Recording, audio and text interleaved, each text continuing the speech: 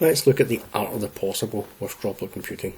I'm going to focus around a number one challenge that I hear from customers every day around compatibility, security and compliance, but more importantly show you how easy it is to utilise the core benefits of droplet computing and what they are.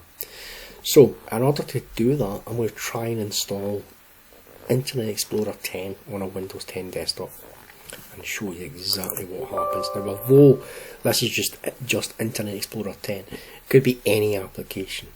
Internet Explorer 10 I thought was a good example because there's so many applications out there that were written for IE, and obviously IE is one of the applications that is no longer compatible on a Windows 10 device. As you can see here, from trying to install it, I'm getting a compatibility message.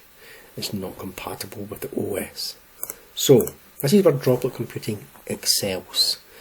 Droplet computing is a sandbox secure container. I can install this application safely inside the container and run it as I would do on a normal Windows 10 or Windows 7 desktop.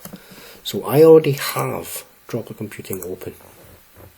I'm going to add the executable file inside the container. To do that, simply click on this button and open up the file share system.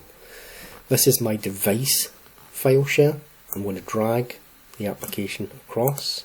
It's now inside my device file share system. Now that I've done that, I'm going to open up the container file share, and as you can see, inside the container is the executable file that we want to install. And as I mentioned, this could be any application, not just Internet Explorer 10.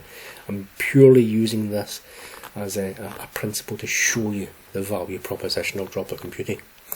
To install it, same as you would any application on a Windows device, double click it and click install.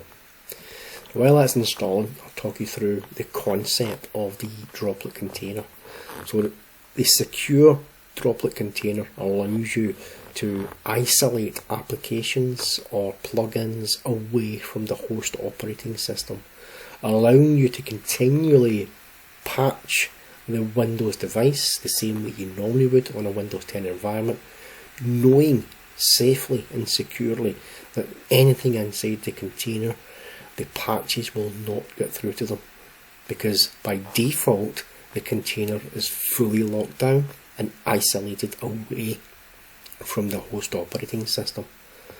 So what I'm now going to do is I'm going to create a tile here to allow the actual end user to launch the application, and simply give the tile a name, so IE10, a path which is the executable path, which is iExplore, and then give it a description. In this case I'm going to call this one my Java browser, another application that you may be having challenges with, and everything I'm showing you also applies to Java as well.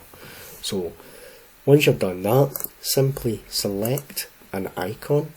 Now I've already saved these in a file on my PC and know these are the applications that I'm going to install in this particular container. In this case it's IE, and I'm going to click next. That's now going to show me what the tile will look like on the user interface. But more importantly, what it will also do is it will create a shortcut here on the desktop for the end user to launch the same way they've done for the last 20 years. So the end user experience is no different inside Droplet than what it was for the last 20 years. So watch what happens when I click finish. So there you go, I now have an IE10 shortcut here.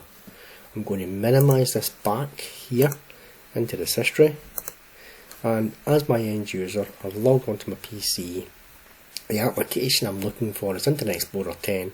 Simply double click it and it opens safely, securely inside the sandbox container. If you have any applications that fit the same scenario I've just described and you'd like to know more about droplet computing, reach out to me. More than happy to help you. And as always, if you enjoyed the video, please hit the like button. Thanks again for watching.